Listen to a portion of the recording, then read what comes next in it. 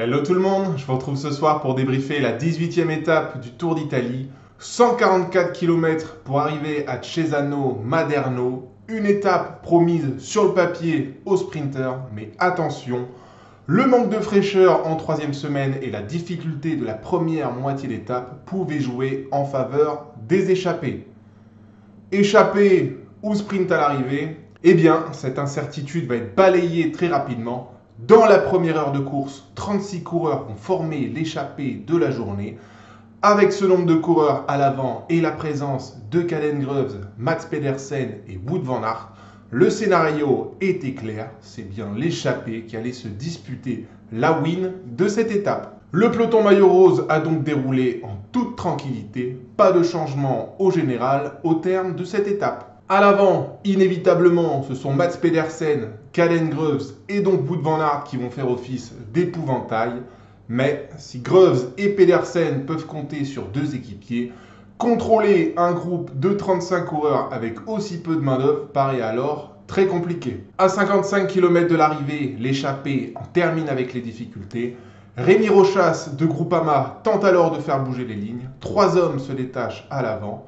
Le Français est alors accompagné de 2 coureurs Bardiani, Manuele Tarozzi et Martin Marcelluzzi. Ces 3 hommes prennent rapidement 30 secondes d'avance sur le contre. Premier mouvement intéressant, mais sans conséquence. À 40 km de la ligne, les 3 hommes sont revus. Lidl et Alpecin auront bien contrôlé ce mouvement. Tout est à refaire. 35 km de l'arrivée, nouveau mouvement de course. 9 coureurs partent à l'avant. Un Visma, un Lidl et un Alpecin sont présents dans ce groupe. Là, il y a danger, d'autant qu'à l'arrière, ça temporise un moment et seuls 2 coureurs vont pouvoir faire la jonction à l'avant.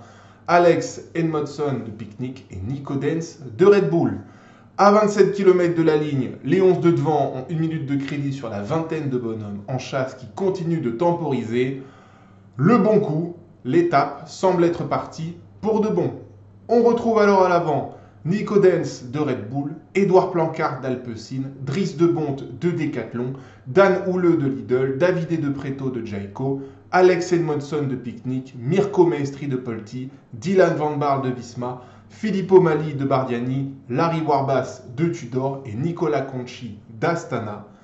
Pas de surnombre dans ce groupe pour qui que ce soit.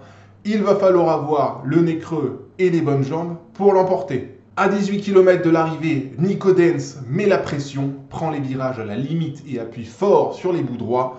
Nicola Conchi explose dans sa roue et voilà Nico Denz parti seul à l'aventure.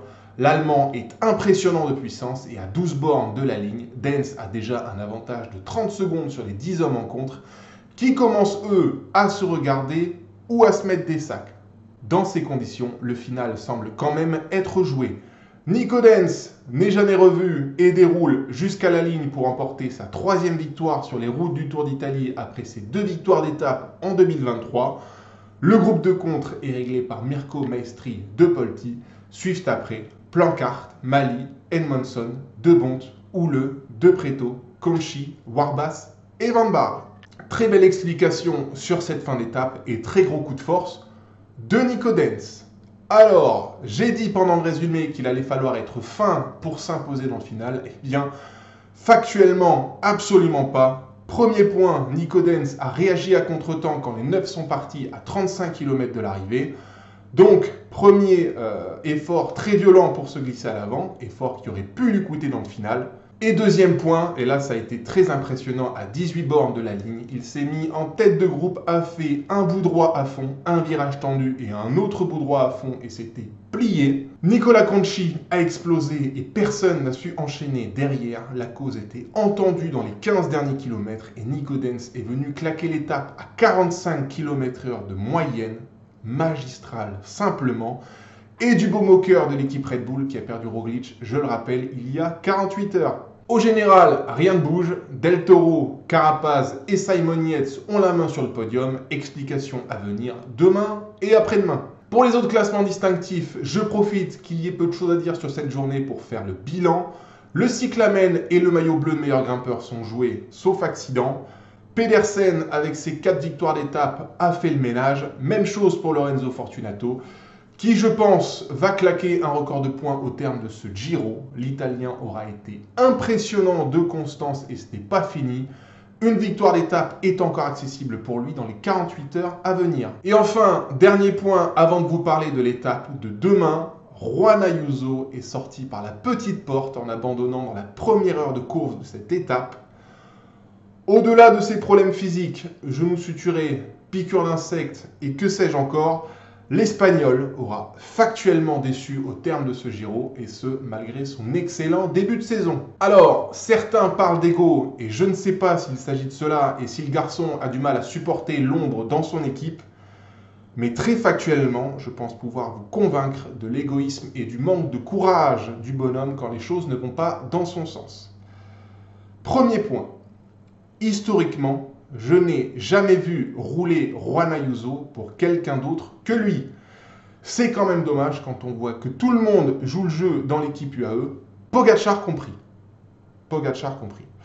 Deuxième point, quand les choses ne vont pas dans son sens et qu'il n'y a plus rien à jouer, c'est baisse totale de morale et retour à la maison, CF Tour de France 2024 et Giro 2025, blessure ou pas blessure, personne ne peut nier qu'il y a quand même une fragilité mentale flagrante chez le garçon.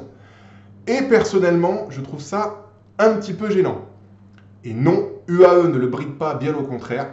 UAE lui a offert une place sur le Tour de France 2024 l'an dernier pour aider Pogačar et surtout apprendre.